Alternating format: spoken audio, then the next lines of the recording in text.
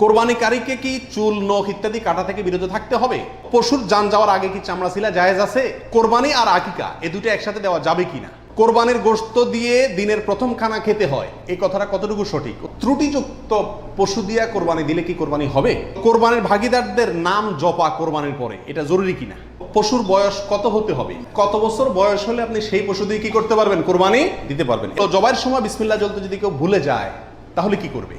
ঋণগ্রস্ত ব্যক্তির জন্য কোরবানি দেওয়া উত্তম নাকি ঋণ দেওয়া উত্তম? কোরবানির গোশত কিভাবে বন্টন করবেন? কয় ভাগ করবেন?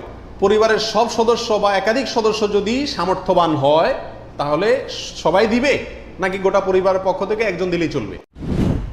ঋণগ্রস্ত ব্যক্তির জন্য কোরবানি দেওয়া উত্তম নাকি ঋণ দেওয়া উত্তম? উত্তর হলো ঋণ দেওয়া উত্তম। কারণ কোরবানির চাইতে তার জন্য ঋণের গুরুত্ব বেশি। সে যদি ঋণগ্রস্ত হয় তার জন্য কোরবানি ইসলামী শরীয়তে তার জন্য কোরবানি না, তার জন্য ঋণ দেওয়া জরুরি। সে ঋণ পরিশোধ করবে, এরপরে টাকা থাকলে কোরবানি দিবে, না থাকলে কোরবানি দিবে না। কিন্তু আমাদের আজকাল অবস্থা হলো ঋণ থাকলেও আমরা কোরবানি দিই, কারণ না দিলে মুখ রক্ষা হয় না, ছেলে মেয়ে কার দিকে চেয়ে থাকবে, গোশত কোত্থেকে খাবে। অতএব এগুলা কোরবানি না, এগুলা নিছক গোশত খাওয়া এবং ফুর্তি। লোন করে কোরবানি করা যাবে কিনা? হাওলাত করে ঋণ করে কোরবানি করা যাবে কিনা?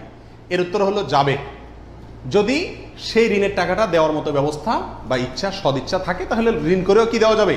ঋণ করে ভালো কাজ করা যায়। পশুর বয়স কত হতে হবে? কত বছর বয়স হলে আপনি সেই পশু দিয়ে কি করতে পারবেন? কোরবানি দিতে পারবেন। এর উত্তর হলো, পশু যদি হয় সবচেয়ে বড় পশু অর্থাৎ ওট, তাহলে সেক্ষেত্রে সেটার বয়স হতে হবে কমপক্ষে 5 বছর। কত বছর? 5 বছরের নিচে যদি ওটের বয়স থাকে ওইটা এমনি জবাই করতে খেতে পারবেন, কিন্তু কোরবানি হিসাবে কি করতে পারবেন না, জবাই করলে ওটা কোরবানি আদায় হবে না। গরু যদি হয় তাহলে সেক্ষেত্রে তার বয়স হইতে হবে কমপক্ষে 2 বছর। আর ছাগল, দুম্বা, ভেড়া এগুলো যদি হয় তাহলে তার বয়স হইতে হবে কমপক্ষে 1 বছর। তাহলে ছোট পশুগুলা 1 বছর, গরু 2 বছর, ওট 5 বছর। ছোট পশুর মধ্যে আবার দুম্বা, ভেড়া এগুলো যদি 6 মাসের বয়স, 7 মাস, 8 মাসের বয়সেরটা দেখতে 1 বছরটার মতো বড় দেখা যায় তাহলে চলবে, কিন্তু ছাগলের ক্ষেত্রে পরিপূর্ণ কি হইতে হবে? 1 বছর হওয়া লাগবে। দাঁত দেখে বয়স নির্ধারণ করে আমাদের দেশে, এটা কি ঠিক নাকি বেঠিক? কি বলেন আপনারা? এটা ঠিক।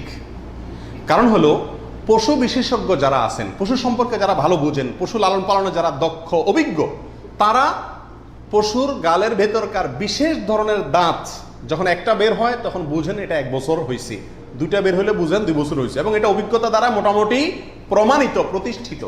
যার কারণে ওইটার উপরে নির্ভর করে বছর নির্ধারণ করা, নির্ণয় করা কি আছে সঠিক।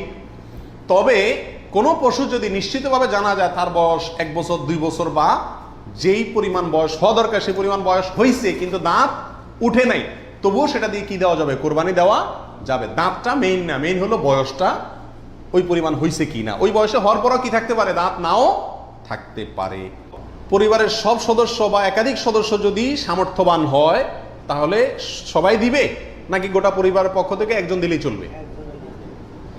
নবী আলাইহিস সালাম থেকে এক্ষেত্রে একটা হাদিস বর্ণিত হয়েছে, যেটা একটু আগে আপনাদেরকে শুরুতে আমি শুনাইছি, মুসনাদ আহমদে বর্ণিত হয়েছে এবং আরো অনেক হাদিসের কিতাবে কাছাকাছি হাদিস বর্ণিত হয়েছে। নবী আলাইহিস সালাম বলেছেন যে প্রত্যেক পরিবারের উপরে একটি কোরবানি জরুরি, প্রত্যেক পরিবারের উপরে উযহিয়াতুন একটি কোরবানি জরুরি, আলা কুল্লি আহলি বাইতিন এই ধরনের শব্দ তিনি ব্যবহার করেছেন, প্রত্যেক পরিবারের উপরে। এই হাদিস থেকে বোঝা যায় কোরবানি এটা এক পরিবারে একাধিক সদস্য যদি হয় সামর্থ্যবান, তথাপি যিনি মূল কর্তা তিনি দিলেন তাহলে সবার পক্ষ থেকে হয়ে যাবে।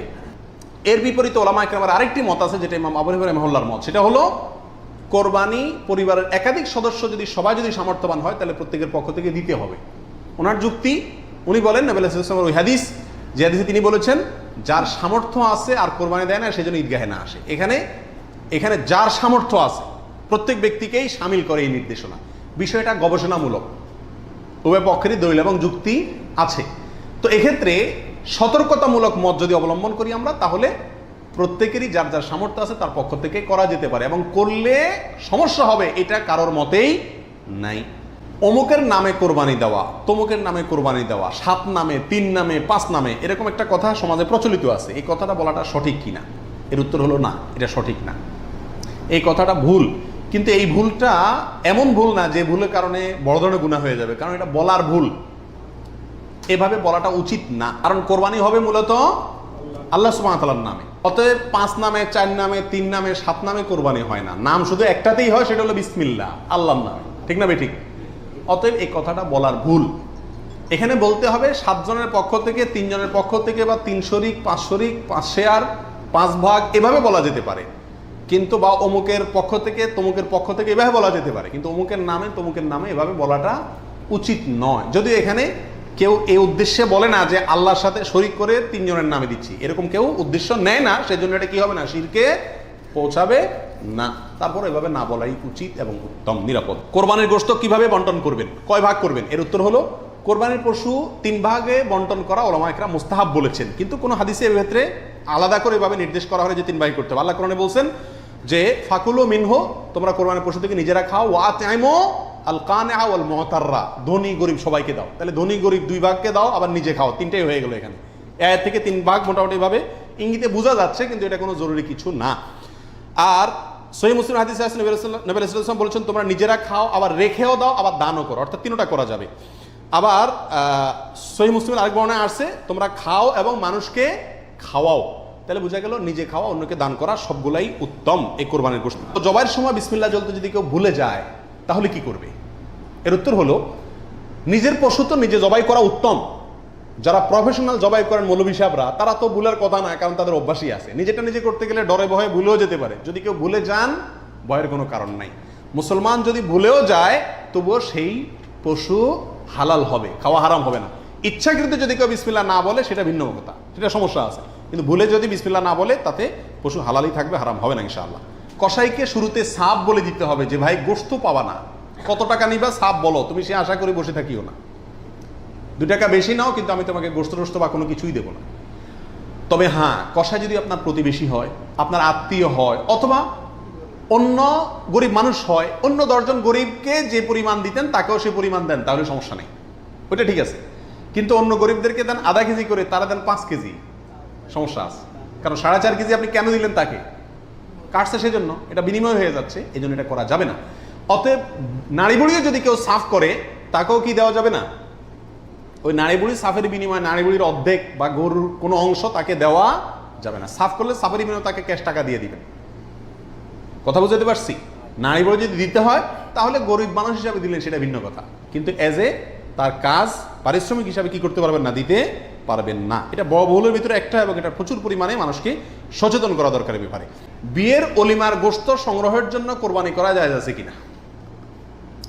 আমাদের দেশে উল্লেখযোগ্য সংখ্যক বিয়ে হয়ে থাকে কোরবানিদের পরে। আপনারা খেয়াল করবেন, আগদ হয়তো আগে পরে হয়, খাওয়ান দাওয়ানের অনুষ্ঠান হয় কোরবানিদের পরে।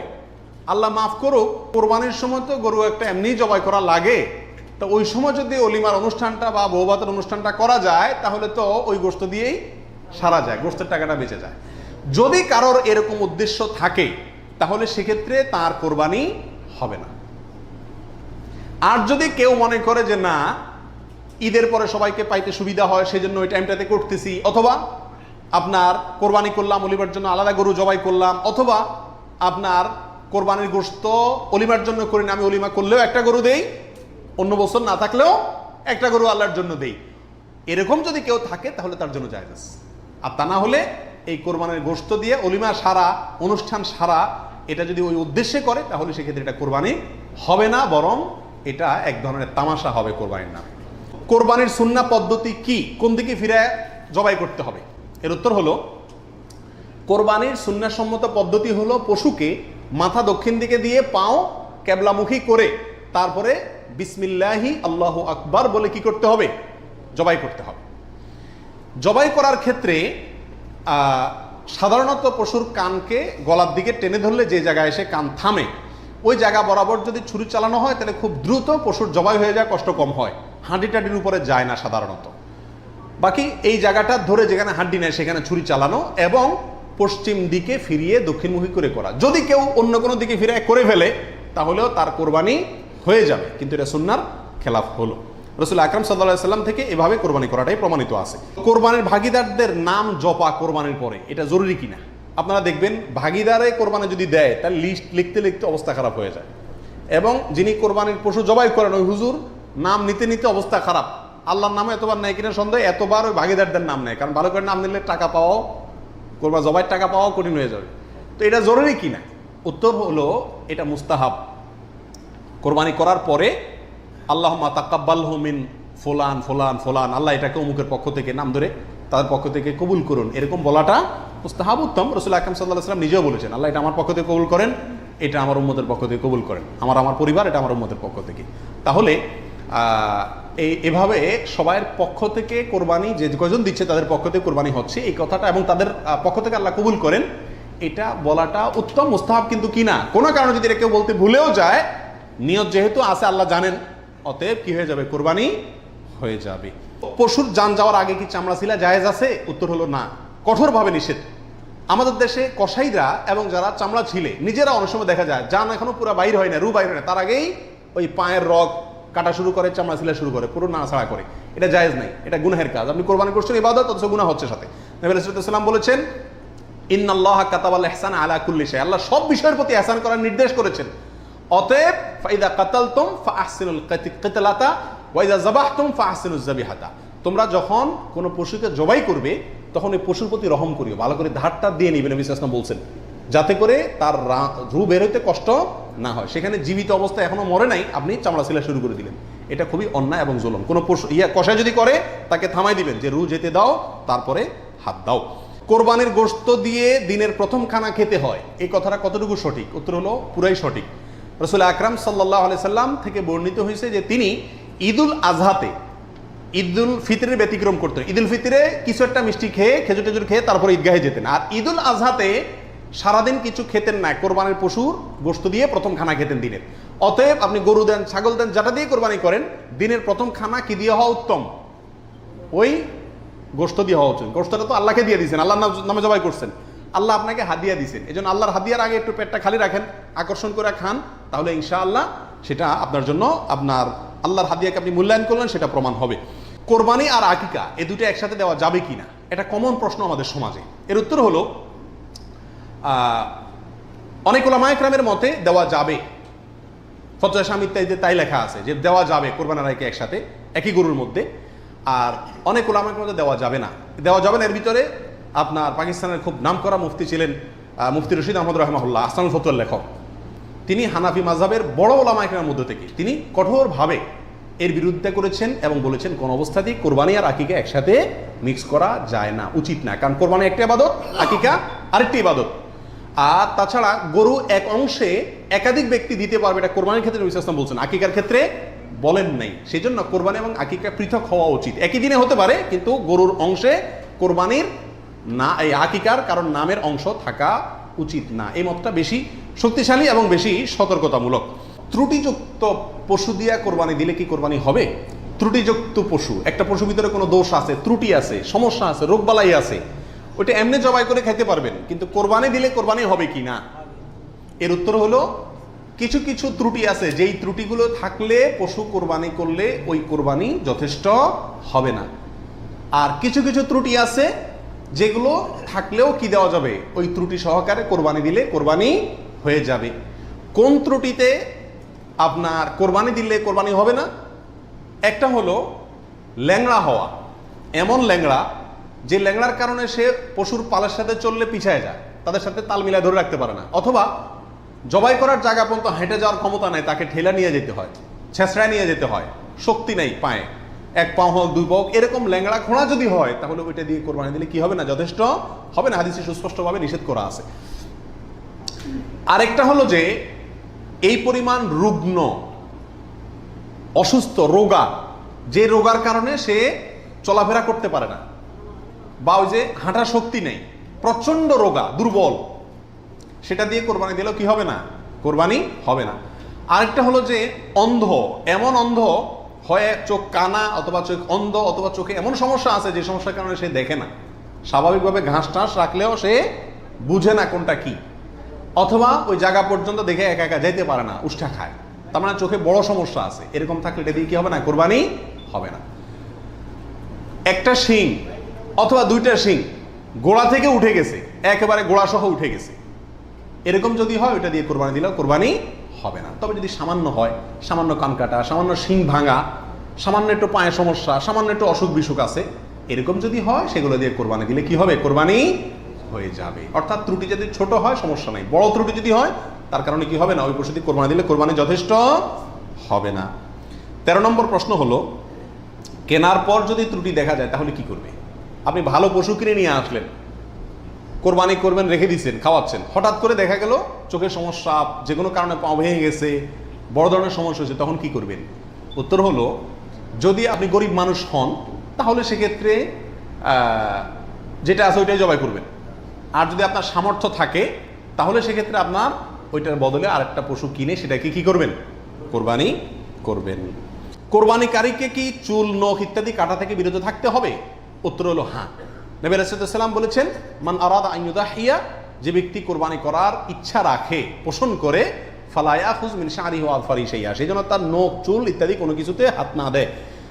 কোরবানির ঈদের 10 দিন আগে, চাঁদ যেদিন উঠবে ওই দিন থেকে নিয়ে ঈদের দিন পর্যন্ত এগুলো করা যাবে না। কি করা যাবে না? চুল, নখ ইত্যাদি কাটা যাবে না, কাটবে না কোরবানিকারী ব্যক্তি। কোরবানি দেওয়ার